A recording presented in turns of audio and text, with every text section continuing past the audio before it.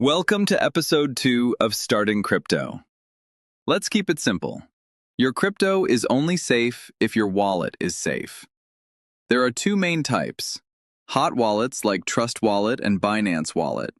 They're online, easy to use, and perfect for beginners, but they're more exposed to hacking. Then we have cold wallets like Ledger. They're offline, harder to hack, and best for long-term storage. The most important thing? Your seed phrase, those 12 or 24 words.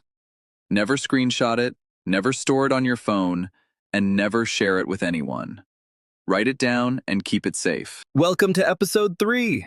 Today we're breaking down how crypto really works and why people make money from it. Super simple. Crypto runs on blockchain. Imagine a digital book where every transaction is recorded publicly and can't be changed.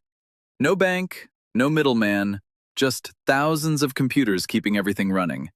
That's why crypto is decentralized and available 24/7. People earn from crypto mainly